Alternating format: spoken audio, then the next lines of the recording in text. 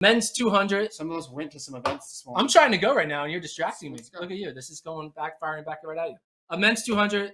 The rounds, pretty much everyone looked good. Fred Curley had like an interesting way of running. We're like, oh, what's going on with Fred Curley? But it was very intentional. He took the first 100 extremely easy, and then closed well down the home stretch. So Curley looked good. All the Americans look good. Kenny B got second in his heat, I believe. Mm-hmm. So that was a little weird thing. But again, it's first round. The Jamaican women were getting second in their heat, so it's going to be okay. Some notable interviews, though.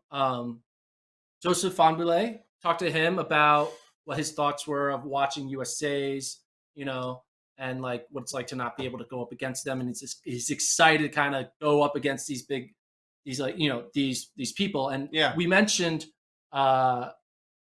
he mentioned how if someone is going to pick their top three right now, no one is really putting him in the top three, right? They're going Knighton, Lyles, and then he's in but he should be outside of nobody's top 5. Yes, exactly. But no one is like saying 100%. He's not 100% locked for a medal. Right. But very few people are. True. 2 of them are.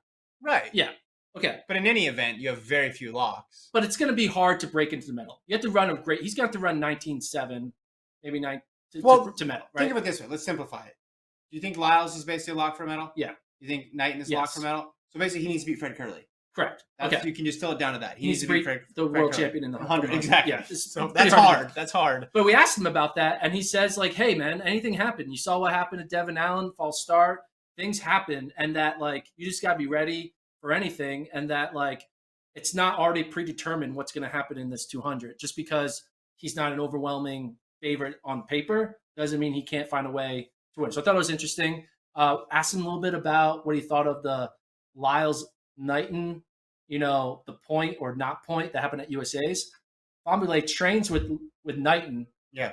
And he says, I wouldn't have done that. So he had a little bit of like, yeah, that's not me. I wouldn't have done that. And then we asked him if he's going pro, and he chose not to comment. He didn't want to answer that question.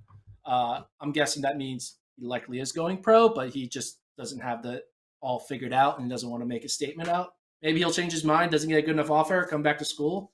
He's still playing his cards, but there's a chance we might not see him in a Florida Gator jersey next year. And then there was Noah Lyles' interview. Mm-hmm. So Noah Lyles, we asked him about the meet. Today was his birthday. Didn't he say belated? He said belated. Belated? I don't know. He just turned 25, correct? 25. July 18th? July 18th. Yeah, today's his birthday. So today was his birthday. He ran well. He said he loved the atmosphere. This is a perfect atmosphere for him. He's going to, it was funny. He brought up no crowd in Doha, really. No crowd in Tokyo. This is the first time he's got the crowd. He's like, Tracktown USA, if you're a distance runner, they'll cheer for you. And if you're an American sprinter, they'll cheer for you. But listen, they're going to cheer for Noah Lyles. Yes. They're going to cheer for Noah Lyles. They're rallying behind anybody wearing that USA jersey, and Lyles gives them something to cheer about. So he's going to get some pretty loud applauses throughout the competition. So he was hyped. He's excited. He said this is the most excited meet he's been, looking forward to. And then I asked him, so I was asking some other athletes. I asked Jonathan Jones this question. And Jonathan Jones, Texas runner, runs 400. He says the blocks are different here. Like the blocks are weird. I was like, oh, okay. We asked Noah Lyles, and Lyles is like, yeah, they are weird. And then he took his mask, and he was showing it on camera. The design of the blocks is very different. He does this in the second half of the interview. Well, so he kind of shows, using his mask, the difference that, like, the bottom portion is locked in a certain angle, and then the top moves. So you basically, your heel, you have to kind of adjust how you put your heel into the block. Different what? Blocks. Different than what? Blocks used where? Everywhere else. Even Diamond Leagues? Yes. National Championship? Yes. He said they're different. Can you buy this? I don't know. He said they're different. Everyone has been saying the blocks are weird. The blocks are weird. The blocks are weird. Not everybody. 2 people. Everyone that I asked, 2 for 2. I think you ask anyone, they're all going to say the same thing. No one's asking it. No one is saying, they ask how the race is. They don't ask how the blocks are. That's not a typical question. But if he's saying they're different, he's been at all the best meets in the world. I know, but my question is he saying they're different than like regular season meets, or is he saying they're different than the Olympics? They're different from all the meets. Than Doha. They're different than the Yes. They have new blocks for 2022. Yes. Okay. I don't know if that's true though. It is true. Well, here's what he said. He said that he's showing I don't know, but he's showing with the. I know he's saying that, but is he? This is a silly conversation, but did he understand that you're saying ever, or is he saying they're different than like your regular meet? That's my confusion. Okay. We can ask again later. So then we asked him about if you think this is a reason for the false starts. Because, obviously yesterday, Devin Allen, false starting. He said it's not on his mind because he has the worst start than everyone else in the field, so he's not worried about it. So he's like, okay. So it's a great line from Noah. We laughed at that. And then he said he trusts this. He says these sensors are world-class sensors. Like, this is the best of the best. This is what it is. Like, there's no questioning. So he didn't, like, he was like, these are the rules. These are the best of the best. But he then did add, I know for sure not all the blocks that happen at the college meets, at other meets, have these world-class sensors. And basically he says, I've seen like 3 to 5 performances where they're false starting, but those sensors aren't catching it because it's not the official sensors. Right. And I thought she basically was saying some of these times that have been run outside of main Diamond League, championship style meets.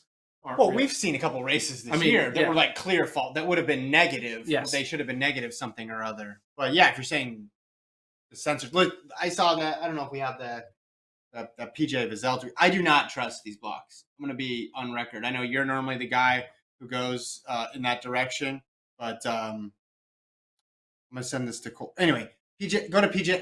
Yeah, exactly. So scroll down. He did a comparison of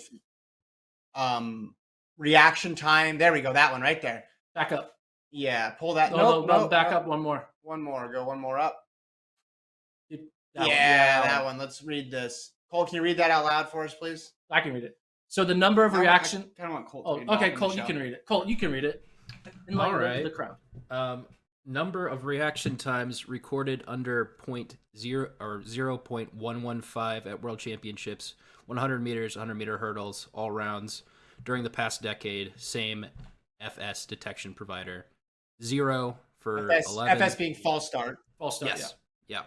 0 for 11, 13, 15, 17 had 2, 19 had 3, 22 had 25. Okay. So we go 0. Let's look at these numbers here. 0, 0, 0, 2, 3, and then 25. And we're doing the men's 100 and the men's high hurdles because that's what's been contested. These are world championships. So this leads me to 2 conclusions. 1, track athletes have gotten insanely better at reacting since 2019, or there's a problem with the equipment here. Yeah. That's what that means. And the reason I thought of this, the reason I first thought, okay, that's weird, is when I heard that Allen's semi was 101, and then obviously the false start was 099. It's like, how often do you see a 101? That's crazy. Well, apparently we've seen over 20.115s alone in these championships. So I think there's some questions that need to be asked and answered. And I think when we get, it may not rear its head in the 200 because people are a little more cautious, but watch out in the women's high hurdles. All right. Yeah. Look at you. You're already putting out some bad juju out there. What conclusion would we draw from this? What other conclusion can you draw from this? Nothing but bad. I mean, it'd be one thing if it was 7 or 8. I mean, that even would be 25 is a big number. That's a big number. Again, maybe human beings have evolved. No. And we're just reacting quicker than we ever were before.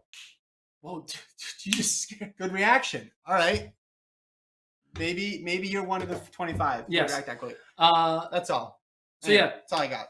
The men's 200 it's gonna be great. Excited for the semifinals. We'll see what happens in the finals. Both the men's and women's 200 meter finals are the same day, which is what's going to be exciting to watch.